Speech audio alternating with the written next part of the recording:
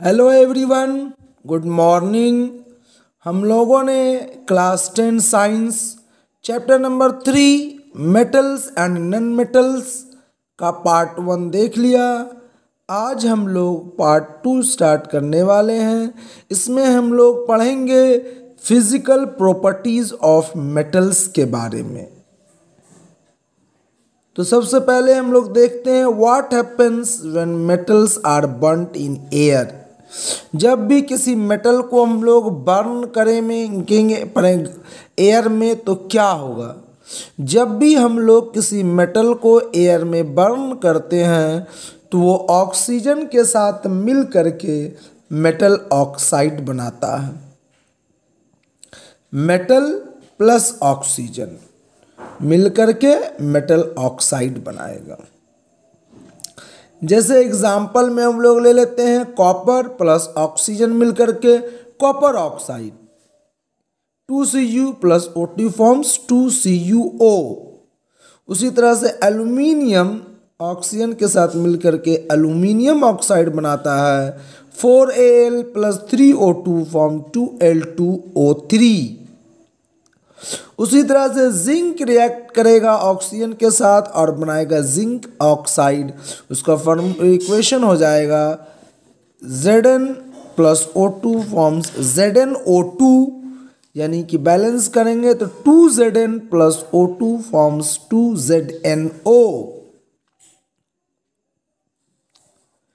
तो ये metal oxides जो बनता है वो जनरली बेसिक इन नेचर होता है, लेकिन कुछ मेटल ऑक्साइड्स जैसे कि एल्युमिनियम ऑक्साइड और जिंक ऑक्साइड वो एम्फोटेरिक इन नेचर होता है। ये एम्फोटेरिक ऑक्साइड्स क्या होते हैं? ऐसे ऑक्साइड्स जो शो करते हैं बोथ एसिडिक और बेसिक नेचर, उसको हम लोग एम्फोटेरिक ऑक्साइड्स कहते हैं। यानी कि ये मेटल ऑक्साइड ऐसा होगा जो कि ऑक्सीजन के साथ भी एसिड के साथ भी रिएक्ट करेगा और बेस के साथ भी रिएक्ट करेगा। तो क्या देखते हैं हम लोग कि एम्फोटेरिक ऑक्साइड क्या करता है? एसिड के साथ भी रिएक्ट करता है और बेस के साथ भी रिएक्ट करता है। वो रिएक्ट करके क्या बनाता है? सॉल्ट और वाटर बना देता है। जैसे कि हम लोग यहाँ पर देखेंगे एल्युमिनियम ऑक्साइड रिएक्ट करता है एसिड के साथ, हाइड्रोक्लोरिक एसिड के साथ, और बना देता है एल्युमिनियम क्लोराइड और वाटर। फिर उसी तरह से एल्युमिनियम ऑक्साइड रिएक्ट करता है बेस के साथ, सोडियम हाइड्रोक्साइड के साथ, और बनाता है सोडियम एल्यूमिनेट एंड वाटर। फिर अगर जिंक के बारे में देखेंगे, जिंक ऑक्साइड भी चूंकि हम लोग पढ़े हैं कि वो एम्फोटेरिक ऑक्साइड्स होता है, तो जिंक क्या करेगा? उसका ऑक्साइड का फार्मूला होता है ZnO, तो ZnO प्लस 2HCl मिल करके बनाता है ZnCl2 प्लस H2O। यहाँ ZnCl2 जिंक क्लोराइड है। उसी तरह से जिंक ऑक्साइड ZnO क्या करेगा? बेस के साथ रिएक्ट करेगा, NaOH के साथ रिएक्ट करेगा और बनाएगा Na2ZnO2 प्लस H2O। ये Na2ZnO2 क्या है? ये सोडियम जिंकेट का फॉर्मूला हुआ। तो यहाँ सॉल्ट बन रहा सोडियम जिंकेट, और यहाँ पे सॉल्ट बना था सोडियम एल्यूमिनेट। ये दोनों इम्पॉर्टेंट सॉल्ट्स है। ये दोनों इक्वेशंस भी इम्पॉर्टेंट है, इसको आप लोग याद करेंगे, इक्वेशन भी ये समझेंगे और बैलेंस्ड इक्वेशन लिखना भी सीखेंगे। अब आगे हम लोग देखते हैं कि मोस्ट मेटल ऑक्साइड्स जो होता है वो इनसॉल्युबल इन वाटर होता है, पानी में नहीं घुलता है, लेकिन जो घुल जाता है वो क्या करेगा? बेस बना देगा, और उस वाटर सोल्यूबल बेस को हम लोग एल्केलीज कहते हैं। सोडियम ऑक्साइड, पोटाशियम ऑक्साइड पानी में घुल करके सोडियम हाइड्रोक्साइड और पोटाशियम हाइड्रोक्साइड बना देता है। ये दोनों क्या है? बेस है। तो हम लोगों ने क्या देखा इस पार्ट में कि what happens when metals are burnt in air. तो तो इसमें हम लोग ये सीखेंगे कि पोटाशियम मेटल रिएक्ट करता है ऑक्सीजन के साथ रूम टेम्परेचर पे और बनाता है पोटाशियम ऑक्साइड। तो इस एक्टिविटी में जो हम लोगों को करने के लिए कहा गया था, तो इस एक्टिविटी को करने के बाद हम लोग ये कंक्लूजन पे आएंगे कि all metals do not react in the same way with oxygen. सभी मेटल जो है ऑक्सीजन के साथ एक जैसा रिएक्ट नहीं करता है। सब मेटल अलग अलग तरीके से अलग अलग कंडीशन में रिएक्ट करता है। जैसे कि पोटाशियम हो गया और सोडियम हो गया, ये सब ऐसा मेटल्स है जो कि रूम टेम्परेचर पे ही ऑक्सीजन के रिएक्ट कर जाएगा और उसमें आग भी लग सकता है।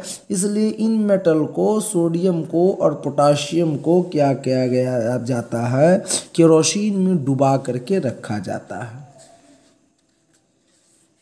ताकि ये जो है रिएक्शन नहीं करेगा, ना ही ऑक्सीजन के साथ, ना ही पानी के साथ, ना ही कार्बन डाइऑक्साइड के साथ।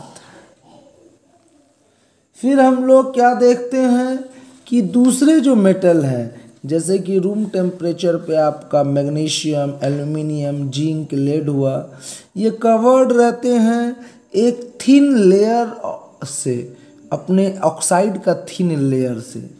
ये ऑक्साइड लेयर जो होता है वो प्रोटेक्टिव इन नेचर होता है और आगे ऑक्सीडेशन ऑफ मेटल को नहीं होने देता है। तो कौन कौन सा मेटल है जिस पे ऑक्साइड लेयर फॉर्म रहता है? वो मैग्नीशियम है, एल्युमिनियम है, जिंक है, लेड है। नेक्स्ट हम लोग देखेंगे उस एक्टिविटी को करने के बाद कि आयरन मेटल जो है बर्न नहीं करता है हवा के साथ, कितनों हीट कर दे हम। तो फिर आखिर कैसे वो बर्न करेगा? हम लोगों को क्या करना होगा, बर्निंग फ्लेम पर या फिर बर्नर के फ्लेम पर हम लोग जब आयरन फाइलिंग्स को छीटेंगे, यानी कि स्मॉल पार्टिकल्स ऑफ आयरन को, यानी कि आयरन को चूर को जब छड़ वगैरह काटता है तो देखे होंगे आप कि आयरन का छोटा छोटा डस्ट लाइक पार्टिकल गिरता है, उसी को हम लोग आयरन फाइलिंग कहते हैं। तो वो आयरन फाइलिंग जो है अगर हम लोग स्प्रिंकल करते हैं फ्लेम में तो वो बर्न करता है। और वहाँ पे क्या होगा, जो रिएक्शन होगा वो होगा Fe + O2 मिलकर के Fe3O4। इक्वेशन को बैलेंस करते हैं तो 3Fe + 2O2 फॉर्म्स Fe3O4। फिर हम लोग क्या देखेंगे कि कॉपर मेटल बर्न करता ही नहीं है, कितनों स्ट्रॉन्ग हीट कीजिए, लेकिन अगर बहुत देर तक हम लोग छोड़ दें हीटिंग करते हुआ तो जलेगा नहीं, लेकिन उस पर एक लेयर ब्लैक कलर का आ जाता है, ब्लैक लेयर आ जाता है कॉपर ऑक्साइड का। तो 2Cu + O2 फॉर्म्स 2CuO। उसी तरह से फिर हम लोग देखेंगे कि सिल्वर हुआ, गोल्ड मेटल हुआ, रिएक्ट नहीं करता है। कितनों हाई टेम्परेचर पे आप ऑक्सीजन के साथ उसको रिएक्ट कराइए, वो रिएक्ट नहीं करेगा। इसीलिए वो सब लेस रिएक्टिव मेटल्स हैं। आइए हम लोग देखते हैं इस बॉक्स में क्या कहा गया है। इस बॉक्स में हम लोगों को कहा गया है कि एनोडाइजिंग एक ऐसा प्रोसेस है जिससे कि थिक ऑक्साइड लेयर एल्युमिनियम पे बन जाता है। हम लोगों ने यहाँ पढ़ा कि एल्युमिनियम, जिंक, लेड, मैग्नीशियम, इस सब पे एक ऑक्साइड का लेयर रह जाता है, प्रोटेक्टिव लेयर, जो उसके फर्दर ऑक्सीडेशन को रोकता है। तो क्यों नहीं हम लोग ऐसा करते हैं कि एनोडाइजिंग ऑफ एल्युमिनियम कर देंगे। पहले से ही एल्युमिनियम पे एक ऑक्साइड का लेयर चढ़ा देंगे, थिन लेयर का। तो वो थिन लेयर ऑफ ऑक्साइड जो चढ़ाएंगे तो वो उस एल्युमिनियम के बर्तन को, उस एल्युमिनियम के वेसल को और अंदर से ख़राब नहीं होने देगा। तो क्या होता है, इस प्रोसेस को हम लोग एनोडाइजिंग कहते हैं, है ना। और एनोडाइजिंग के समय होता क्या है कि एक क्लीन एल्युमिनियम आर्टिकल वेसल जो होता है उसको हम लोग एनोड पे लेते हैं और इलेक्ट्रोलाइज करते हैं डाइल्यूट सल्फ्यूरिक एसिड की मदद से। ऑक्सीजन गैस जो होता है एनोड पे निकलता है, अब वो एल्युमिनियम से रिएक्ट कर जाता है और एक protective layer of aluminium oxide बना देता है। ठीक है ना। यही ऑक्साइड लेयर जो होगा इज डाइड हो जाता है आसानी से और उस एल्यूमिनियम वेसल को बहुत ही बेहतरीन फिनिशिंग दे देता है, चमकीला बना देता है। जैसा कि आप इस डायग्राम में इसे आप देख सकते हैं कि ये बर्तन कितना सुंदर लग रहा है। ठीक है, तो हम लोग इन सारे एक्टिविटीज़ को, इन सारे मेटल्स के पढ़ने के बाद हम लोग क्या कंक्लूज़न पे पहुँचे? हम लोग ये कंक्लूज़न पे पहुँचे कि सभी मेटल जो है एक जैसा रिएक्ट नहीं करता है। पोटाशियम, सोडियम ये सब जो है रूम टेम्परेचर पे ही रिएक्ट कर जाएगा, है ना। उसके बाद हमारा क्या होगा, आगे का मेटल्स जैसे कि हम लोग देखेंगे मैग्नीशियम था, एल्युमिनियम था, जिंक था, है ना। इस सब को क्या करना पड़ता है, थोड़ा हीट करना पड़ता है, तब वो रिएक्ट करता है।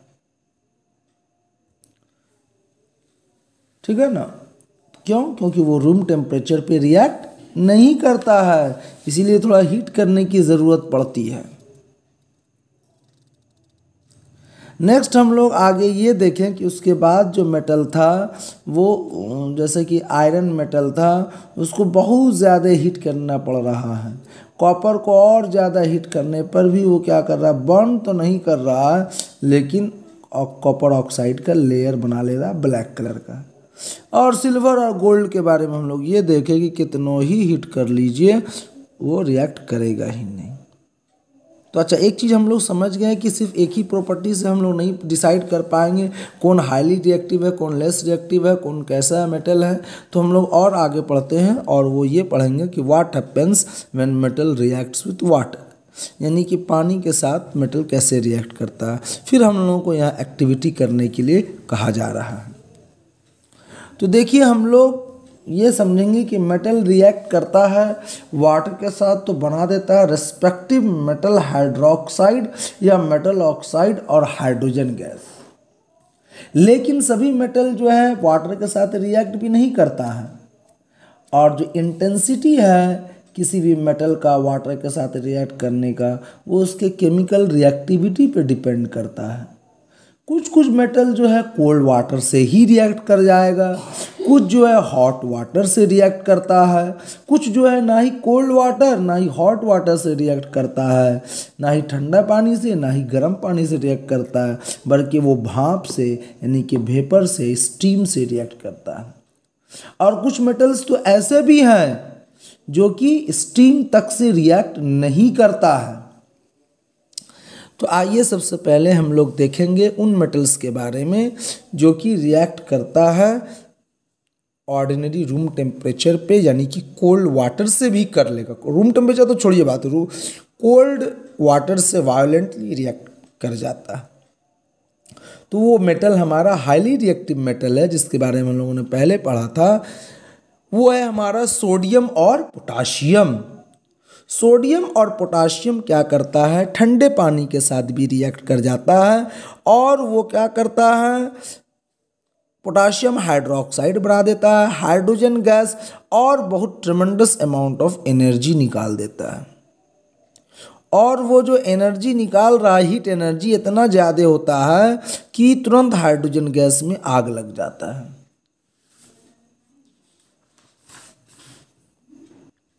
यही कारण है कि जब आप सोडियम मेटल का स्मॉल पीसेस लेते हैं और उसको आप नदी में जा कर के फेंकते हैं या तालाब में फेंकते हैं तो क्या होगा ना कि वाटर में से हिसिंग साउंड निकलता है, क्योंकि जब से हम उसको फेंकते हैं उस कोल्ड वाटर में तो क्या होता है, रिएक्शन हो जाता है सोडियम का वाटर के साथ और बनाता है सोडियम हाइड्रोक्साइड और हाइड्रोजन गैस, और बहुत हीट निकलता है। वो हीट इतना ज़्यादा होता है कि वहाँ जो हाइड्रोजन प्रोड्यूस हो रहा है उसमें आग लगा दिया, और हम लोगों को पॉप साउंड के साथ लगता है कि वो हाइड्रोजन जल रहा है और जो है एक्सप्लोजन टाइप का दिखेगा। नेक्स्ट हम लोग आएंगे दूसरे मेटल के बारे में, जैसे कि कैल्शियम के बारे में देखेंगे हम लोग। कैल्शियम भी रिएक्ट कर जाता है कोल्ड वाटर के साथ और क्या करता है, कैल्शियम हाइड्रोक्साइड बना देता है और हाइड्रोजन गैस बना देता है। कैल्शियम जो है फ्लोट करने लगता है। क्यों? क्योंकि बबल ऑफ हाइड्रोजन गैस जो बनता है वो मेटल के सरफेस पे चिपक जाता है, इसीलिए बबल फॉर्मेशन वहाँ पे हम लोग देखते हैं। नेक्स्ट मेटल जो है हम लोगों का है वो मैग्नीशियम है। तो मैग्नीशियम जो है ठंडे पानी के साथ रिएक्ट नहीं करता है, वो गर्म पानी के साथ, हॉट वाटर के साथ रिएक्ट करता है, और मैग्नीशियम प्लस वाटर मिलकर के मैग्नीशियम हाइड्रोक्साइड और हाइड्रोजन गैस रिलीज करता है। जैसे कि आप इक्वेशन इस तरह से लिख सकते हैं कि Mg+2H2O forms Mg bracket OH twice plus H2। ठीक है।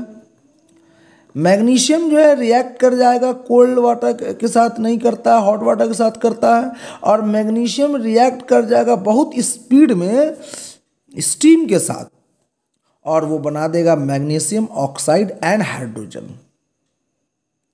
इसीलिए जब हमने स्टार्टिंग में यहाँ पे हम लोग पढ़े तो वहाँ क्या देखते हैं कि मेटल प्लस वाटर मिल करके क्या बनता है, मेटल ऑक्साइड बना देता है, हाइड्रोजन गैस। या हम लोग ये भी लिखते हैं, कुछ बुक्स में आप ये देखिएगा लिखा हुआ रहेगा मोस्ट ऑफ द बुक्स में, कि मेटल और वाटर मिल करके बनाता है metal hydroxide and hydrogen gas. तो कुछ केसेस में क्या होता है, ऑक्साइड ही बनता है, कुछ हाइड्रोक्साइड बनता है, इसीलिए दोनों यहाँ पे लिखते हैं हम लोग तो सही होता है। लेकिन जिसमें ऑक्साइड बनता है ना, वो जब पानी में घुल जाएगा तो वो मेटल हाइड्रोक्साइड ही बना देता है, और हाइड्रोजन गैस तो रहता ही है, रिलीज होता ही है। तो अब मैग्नीशियम प्लस H2O मिलकर के बनाएगा MgO प्लस H2। ठीक है। ये जो हम लोगों का मैग्नीशियम वाला केस है, इसमें भी हम लोग देखेंगे वो भी फ्लोट कर रहा है कैल्शियम की तरह। क्यों? क्योंकि उसमें भी बबल फॉर्मेशन जो होता है हाइड्रोजन का, वो चिपक जाता है आपके मेटल से, और वो इस तरह से फ्लोट करा देता है। अब आगे का मेटल हम लोग देखते हैं, जैसे कि एल्युमिनियम हो गया, आयरन हो गया, जिंक हो गया। ये ना ही ठंडे पानी से रिएक्ट करेगा, ना ही गर्म पानी से रिएक्ट करेगा। तो फिर आखिर ये कैसे करता है? ये रिएक्ट करता है स्टीम के साथ, भाप के साथ, है ना। तो उसी का डायग्राम हम लोगों को यहाँ पर दिखाया गया था। यहाँ पर जो हम लोगों को ये डायग्राम दिखाया गया है, ये वही उसी स्टीम वाला ही है। तो क्या करते हैं हम लोग, जिस मेटल को हम लोगों को ये करना है, रिएक्शन कराना है, जैसे कि एल्युमिनियम, जिंक और आयरन में से वो कोई भी मेटल हम लोग यहाँ पर ले लेंगे। उसके बाद हम लोग क्या करते हैं, सबसे पहले एक टेस्ट ट्यूब लेते हैं, उसमें हम लोग कॉटन को भिजा करके रख देते हैं, बढ़िया से भिगा करके। फिर जिस मेटल को रिएक्शन कराना है स्टीम के साथ, उस मेटल को यहाँ पर रखते हैं। इसमें एक कॉर्क लगाते हैं, उस एक होल वाला, एक छेद वाला, उस डिलीवरी ट्यूब ला करके इस तरह से बीहाइव शेल भी ये कहलाता है, इस बीहाइव शेल में डाल देते हैं। इसमें पानी भरा हुआ रहता है। उसके बाद हम लोग यहाँ हीट करना शुरू करेंगे। जब हीट करना शुरू करते हैं इस पार्ट में, तो क्या होता है ना, हम लोगों का यहाँ का जिसके अंदर पानी है वो गर्म होगा, भाप बन के उड़ेगा। तो भाप बन के निकलेगा तो किधर जाएगा? इधर तो बंद है ना, इस तरफ जाएगा। इधर तो जाता है तो यहाँ पे मेटल है, और इस हीट के कारण यहाँ मेटल भी गर्म हो जाता है। कुछ बुक्स में आप देखिएगा यहाँ भी बुनसन बर्नर लगाया हुआ है, तो यहाँ पे भी मेटल को कहा जाता है हीट करने के लिए। तो मेटल को हम जब हीट कर देंगे तो यहाँ वो भी गर्म हो गया, यहाँ से वेपर आ रहा है, तो जल्दी रिएक्शन होगा, आसानी के साथ रिएक्शन होगा।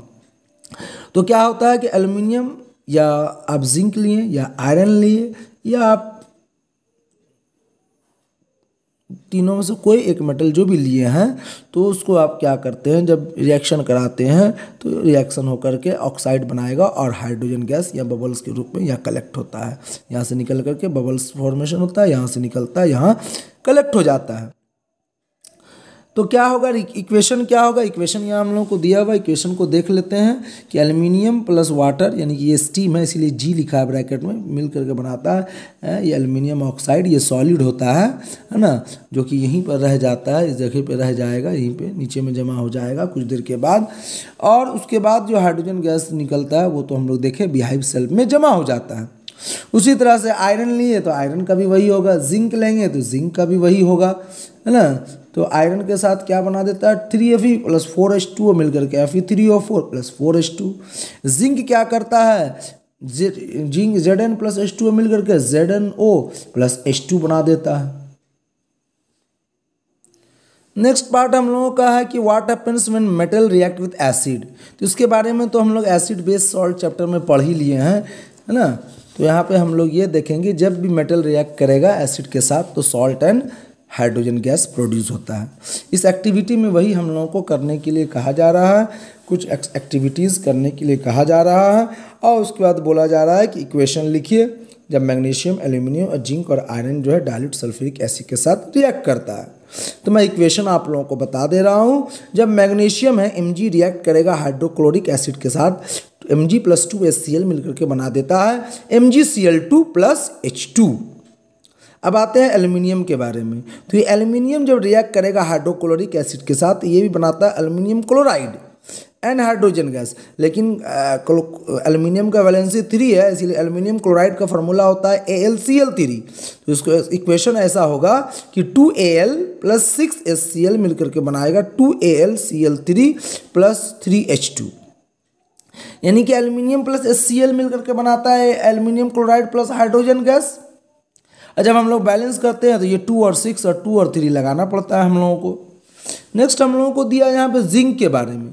तो जिंक के बारे में हम लोग क्या देखते हैं कि जिंक जब रिएक्ट करेगा डाइल्यूट हाइड्रोक्लोरिक एसिड के साथ, तो जिंक का Zn है हाइड्रोक्लोरिक एसिड का HCl, तो Zn + HCl मिलकर के बनाएगा ZnCl2+H2। लेकिन जब इक्वेशन बैलेंस करेंगे तो हो जाएगा Zn+2HCl मिलकर के बनाएगा ZnCl2+H2। नेक्स्ट हम लोगों को दिया है आयरन। आयरन जब रिएक्ट करेगा, है ना, तो आयरन देखिए थोड़ा स्लोली रिएक्ट करता है ना, आयरन थोड़ा स्लोली रिएक्ट करेगा। एल्युमिनियम भी धीरे धीरे करता है शुरू में, लेकिन बाद में स्पीड पकड़ लेता है ना। तो क्या होगा हम लोगों का कि आयरन की केस को जब हम लोग देखेंगे तो आयरन जो है रिएक्ट करता है हाइड्रोक्लोरिक एसिड के साथ। तो इक्वेशन इस तरह से होगा Fe+HCl form FeCl2+H2। Equation balance करेंगे Fe+2HCl फॉर्म्स FeCl2+H2। नेक्स्ट अब हम लोग देखेंगे hydrogen gas is not evolve in metal react with nitric acid. देखिए ये वाला पार्ट बहुत इंपॉर्टेंट है, एग्जाम में पूछा भी जाता है क्वेश्चन की वाई। तो हाइड्रोजन जब भी जब भी नाइट्रिक एसिड, या हम लोग पढ़ें डाइल्यूट हाइड्रोक्लोरिक एसिड के साथ, जब भी नाइट्रिक एसिड के साथ कोई मेटल रिएक्ट करता है तो हाइड्रोजन गैस रिलीज नहीं होता है। क्यों नहीं रिलीज होता है? क्योंकि नाइट्रिक एसिड जो है एक स्ट्रॉन्ग ऑक्सीडाइजिंग एजेंट है, ये हाइड्रोजन को ही ऑक्सीडाइज कर देता है और पानी बना देता है और खुद रिड्यूस हो जाता है और वो बना देता है या तो N2O बना देगा या NO बना देगा या NO2 बना देता है। ये जो N2 है ये क्या है? डाई नाइट्रोजन मोनोऑक्साइड, और आपका ये जो NO है वो है नाइट्रोजन मोनोऑक्साइड, और ये NO2 जो है वो क्या है? नाइट्रोजन डाइऑक्साइड है। अब आगे बताया गया कि मैग्नीशियम और मैंगनीज जो है रिएक्ट करता है डाइल्यूट नाइट्रिक एसिड के साथ और हाइड्रोजन गैस रिलीज करता है। तो ये कैसे होता है? अभी हम लोग ऊपर में पढ़े कि यहाँ नहीं रिलीज होता है, फिर यहाँ तुरंत बोल रहा है रिलीज होता है। तो ये आखिर कैसे होता है? तो ये इस तरह से होता है कि बहुत ही डाइल्यूट नाइट्रिक एसिड हम लोगों को लेना पड़ेगा, बहुत ही डाइल्यूट नाइट्रिक एसिड लेना पड़ता है और मैग्नीशियम मैंगनीज के साथ रिएक्ट करते हैं तो क्या होता है? जो बहुत डाइल्यूट नाइट्रिक एसिड लिए ना, बहुत ही डाइल्यूट नाइट्रिक एसिड, तो वीक ऑक्सीडाइजिंग एजेंट होता है। तो वो क्या होता है? ऑक्सीडाइज नहीं कर पाता इस हाइड्रोजन को, इस हाइड्रोजन को जो प्रोड्यूस हो रहा होता है वहाँ पर उसको ऑक्सीडाइज नहीं कर पाता है, वाटर नहीं बना पाता है, इसलिए क्या होता है? वो हाइड्रोजन गैस ही रिलीज हो जाता है। तो मान लीजिए आपसे पूछ देगा यहाँ इक्वेशन की लिखिए, केमिकल इक्वेशन लिखिए मैंगनीज का और मैग्नीशियम का नाइट्रिक एसिड के साथ रिएक्शन, तो क्या होगा? ये होगा इक्वेशन कि मैंगनीज जो है Mn जो है वो रिएक्ट करेगा नाइट्रिक एसिड के साथ, तो HNO3 Mn + HNO3 मिलके बनाता है Mn, ब्रैकेट दीजिए NO3 ब्रैकेट बंद कीजिए ट्वाइस प्लस हाइड्रोजन गैस। ये MnNO3 ट्वाइस जो है ये मैंगनीज नाइट्रेट है, फार्मूला आप लोग याद कर लेंगे। फिर उसी तरह से जब ये मैग्नीशियम को हम लोग रिएक्ट कराएंगे नाइट्रिक एसिड के साथ तो क्या होगा? Mg + HNO3 मिलकर के बनाएगा Mg ब्रैकेट NO3 ब्रैकेट बंद 2 + H2। जब इक्वेशन बैलेंस करेंगे तो फिर हम लोगों को नाइट्रिक एसिड के आगे 2 लगाना पड़ेगा, यानी Mg + 2 HNO3 forms MgNO3 twice plus H2। यहाँ पे MgNO3 ट्वाइस जो है वो क्या है? मैग्नीशियम नाइट्रेट है। उसके बाद जब हम लोग कॉपर का रिएक्शन कराएंगे हाइड्रोक्लोरिक एसिड के साथ या डाई सल्फ्यूरिक एसिड के साथ, तो क्या होता है, कोई रिएक्शन नहीं होता है। क्यों? क्योंकि ये रिएक्शन नहीं हो रहा है। इससे हम लोग कंक्लूजन ये निकालेंगे कि कॉपर जो है लेस रिएक्टिव है हाइड्रोजन से, इसीलिए वो हाइड्रोजन को रिप्लेस नहीं कर पा रहा है और इस तरह से रिएक्शन नहीं होता है। नेक्स्ट हम लोगों को इस बॉक्स में देखिए क्या दिया गया है। इस बॉक्स में दिया गया एक्वा रीजिया के बारे में। एक्वा रीजिया कहाँ से आता है? लैटिन वर्ड इससे ये है और इसका मतलब होता है रॉयल वाटर। तो ये क्या है? ये एक फ्रेशली प्रिपेयर्ड मिक्सचर होता है। क्या चीज़ का मिक्सचर होता है? नाइट्रिक एसिड का होता है और हाइड्रोक्लोरिक एसिड का है। तो नाइट्रिक एसिड 1 पार्ट लेंगे हम लोग और हाइड्रोक्लोरिक एसिड 3 पार्ट लेंगे। या अगर आप हाइड्रोक्लोरिक एसिड का नाम पहले लिखते हैं, नाइट्रिक एसिड का बाद में लिखते हैं, तो आपको रेशियो 3:1 लिखना होगा। आप इसका पहले लिखते हैं बाद में इसको लिखते हैं, तो आपको लिखना होगा 1:3। और ये एक ऐसा एक्वारीजिया जो ये जो बन गया फ्रेशली प्रिपेयर्ड वाला, ये इतना खतरनाक होता है, या इतना पावरफुल होता है, आप कह सकते हैं कि ये जो है गोल्ड को भी अपने अंदर डिज़ोल्व कर लेगा, जबकि कोई भी एसिड जो है नहीं कर पाता है। लेकिन यानी कि कहने का मतलब ये हुआ कि हाइड्रोक्लोरिक एसिड और नाइट्रिक एसिड दोनों में कोई रिएक्शन नहीं करता गोल्ड के साथ, लेकिन जब दोनों को मिला देते हैं इस रेशियो में, तो वो इतना स्ट्रांग हो जाता है कि वो गोल्ड को भी डिसॉल्व कर लेता है। और ये बहुत ही कोरोसिव इन नेचर होता है और ये one of the few reagents है जो कि गोल्ड और प्लेटिनम को डिसॉल्व कर पा रहा है।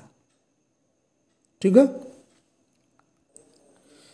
तो आज हम लोग इतना ही देखते हैं। आगे का पार्ट हम लोग दूसरे दिन देखेंगे नेक्स्ट वीडियो में। तो आप लोग अगर हमारे इस चैनल पर न्यू हैं तो हमारे चैनल को सब्सक्राइब कीजिए, वीडियो को लाइक कीजिए, अच्छे से पढ़ाई कीजिए। Wish you all the best. Thank you.